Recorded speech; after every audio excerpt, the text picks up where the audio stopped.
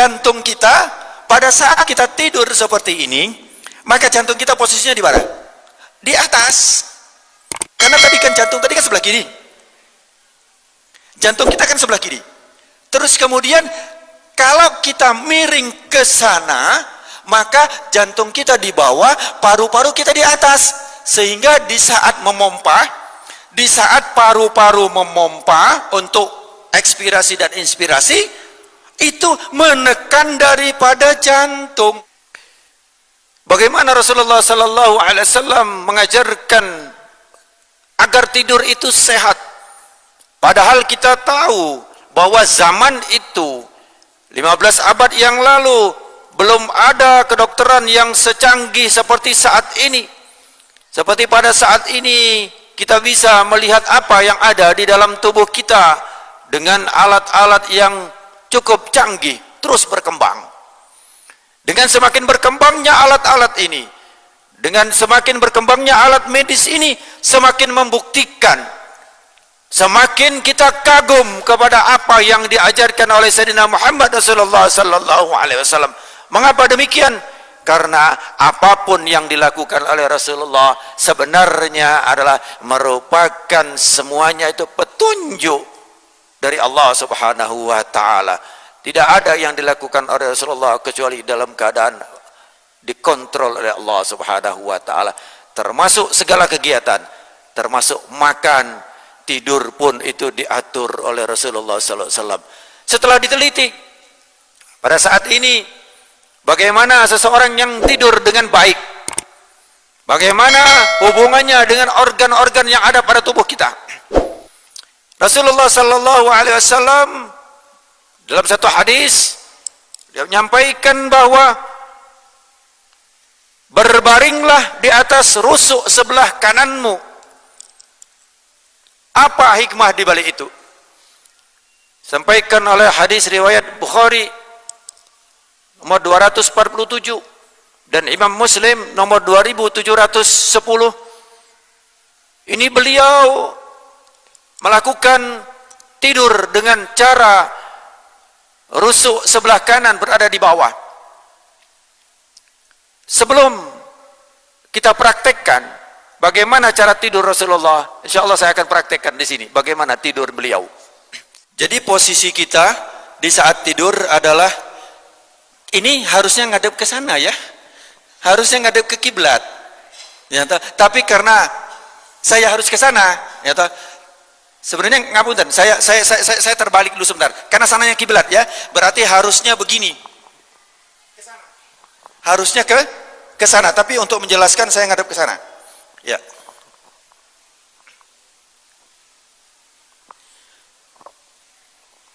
Anggap sana kiblat. Ya, kita contohkan sana kiblat. Jadi tidurnya kenapa miring ke kanan? Pada posisi miring ke kanan, kita perhatikan dulu paru-paru sama jantung. Kalau otak saya nggak kupas, nanti lebih rumit lagi. Untuk kenapa orang tidur itu bisa fresh, orang tidur itu bisa nikmat, orang tidur itu bisa kembali pulih, tidak capek, karena otak kiri itu bekerja lebih berat dibandingkan dengan otak kanan. Karena berpikir otak kiri itu menghitung jarak, mengukur, itu macam-macam, itu sebelah kiri. Sehingga posisi kita tidur seperti ini, saya contohkan dulu ya.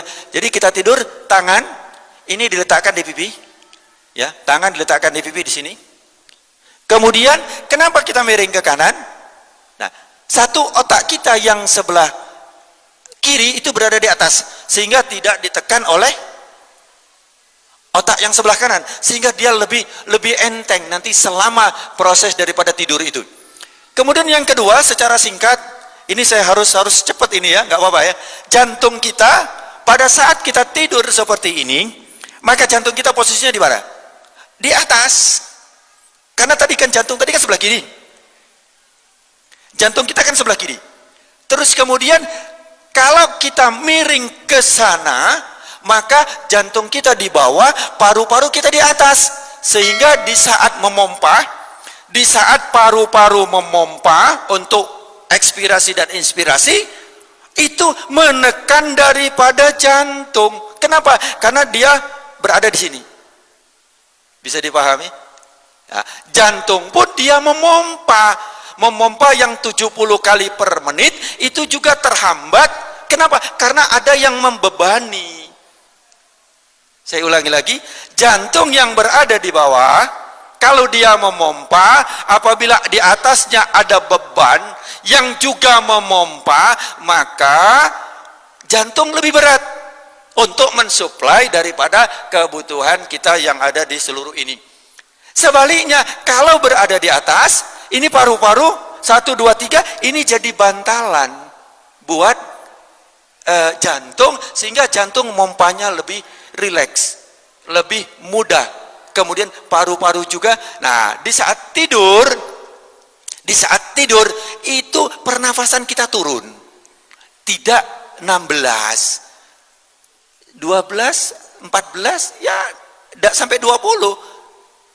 Turun. Kenapa? Karena ini tadi. Subhanallah. Rasulullah ajarkan seperti ini, padahal Rasulullah tidak mengenal anatomi. Tetapi kenapa? Itu sangat istimewa. Di saat kita tidur seperti itu, bahwa paru-paru itu tidak menekan daripada jantung. Yang kedua, jantung kita ini setelah memompa, kemudian di situ ada namanya aorta. Aorta pembuluh darah yang agak besar. Itu kemudian posisinya itu lebih atas dari organ yang lain. Jadi kalau posisi seperti ini, ngapunten, seperti ini posisinya, ya, maka posisi daripada aorta tadi dia naiknya sebelah sini. Aorta itu dia gini, jantung celak masuk, kemudian dia akan memompa seluruh tubuh. Nah, ini posisinya berada di atas. Kalau berada di atas, sehingga dengan gaya gravitasi cairan itu mudah disebarkan seluruh tubuh, sehingga kita mudah sekali hilang rasa capek di saat kita tidur. Dan juga pembuangan dan pembersihan daripada di saat tidur itu adalah membersihkan racun. Racun-racun itu dibersihkan di saat kita tidur. Allah subhanahu wa ta'ala membuat mekanisme itu. Kenapa kita ngantuk, kenapa kita tidur, itu adalah sebenarnya karena Allah sayang sama kita, agar tubuh kita itu tetap dalam keadaan kondisi yang betul-betul prima, betul-betul istimewa. Tidur berapa jam? Nah, ini banyak teori yang mengatakan 8 jam. Sebenarnya bukan 8 jam. Kalau bisa 6 sampai 7 jam. Sedikit saya lanjut. Rasulullah tidurnya tidak malam. Ya, aja kira-kira jam 9 atau habis sisa sebentar. Ya, habis sisa sebentar. Beliau tidur. Kemudian bangunnya bukan subuh. Bangunnya dia lebih cepat, sepertiga malam. Ini beliau bangun. Inilah yang dilakukan oleh Rasulullah sallallahu alaihi wasallam. Jadi kita sekarang digeser, maaf, banyak tayangan TV, banyak ini, itu bergeser tidurnya. Kalau enggak jam 11 tidur, akhirnya bangunnya ya azan subuh. Nah, itu. Jadi, kenapa? Karena apabila sudah datangnya gelap, maka Allah berikan itu kesempatan kita untuk istirahat, untuk istirahatkan tubuh kita. Saya kembali sedikit. Jadi di saat kita seperti ini tadi, nah ini sedikit aja, kurang 2 menit. Di saat kita tidur ini, kaki kita jangan lurus. Kaki kita jangan lurus. Kenapa? Kalau lurus, otot ini akan ketarik. Jadi harus rileks, ditarik sedikit, agak ditekuk. Seperti ini kita tidur. Nah, ini agak ditekuk, jangan begini. Tidurnya jangan begini. Tetapi tidurnya sedikit dikendorkan. Kenapa? Kalau dikendorkan, otot ini akan lebih lemes, lebih rileks. Nah, kalau ini rileks, tidak kencang rileks, maka malam hari kita bangun atau sholat subuh. Coba kita lihat ya, sholat subuh itu lebih lama berdirinya, Pak. Bacaan ayatnya lebih panjang. Kenapa? Supaya nggak capek ini. Di saat kita tidur itu kaki hendaklah sedikit ditekuk. Ini kita lihat apa yang diajarkan oleh Rasulullah SAW. Kita lihat bagaimana seorang bayi yang berada dalam kandungan. Padahal Rasulullah tidak mengenal USG. USG itu sebuah alat yang sekarang mungkin sudah paham untuk melihat bagaimana kondisi baik janin. Bahkan janin yang umurnya 4 bulan, 5 bulan, itu sudah bisa diketahui ini laki apa perempuan, karena sudah dipakai USG tadi. Nah, bagaimana kondisi bayi yang ada di dalam kandungan? Itu juga seperti ini, bayi. Bukan lurus, seperti ini yang ada di bayi. Jadi kalau mau kita kembali kepada apa yang diajarkan oleh Rasulullah SAW, itu sudah Allah ajarkan di saat kita tidur di dalam kandungan ibu kita.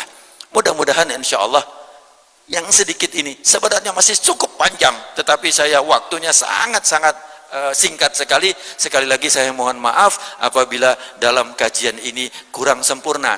Karena apa? Masih banyak sekali saya belum menceritakan bagaimana kondisi mulut, kondisi hidung. Orang yang tidur telentang boleh saja, ya toh, tetapi biasanya di saat tidur telentang maka mulutnya terbuka, sering terbuka. Tapi kalau tidur miring mulutnya nggak terbuka. Jadi kalau kita tidur telentang begini, telentang begini, maka mulut kita terbuka, sehingga pernafasan tidak melalui hidung. Pernapasan melalui mulut. Kalau pernapasan melalui mulut, maka mulut kita akan kering, bakteri masuk. Kita harus tahu berapa jumlah bakteri yang akan masuk ke dalam hidung kita per hari. 40 miliar yang masuk partikel ke dalam hidung kita.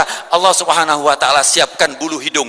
Allah Subhanahu wa taala siapkan lendir yang ada di sini. Allah Subhanahu wa taala siapkan tonjolan-tonjolan yang ada di hidung. Allah persiapkan di dalam sini ada sebuah kipas yang untuk membersihkan, di mana kecepatan daripada kipas ini 20 kali per detik. Subhanallah. Maha suci engkau ya Allah. Subhanallah, subhanallah, subhanallah. Sehingga kita diajarkan oleh Rasulullah SAW, di saat kita setelah sholat jangan lupa bertasbih dengan mengucapkan subhanallah. Tapi jangan cepat-cepat.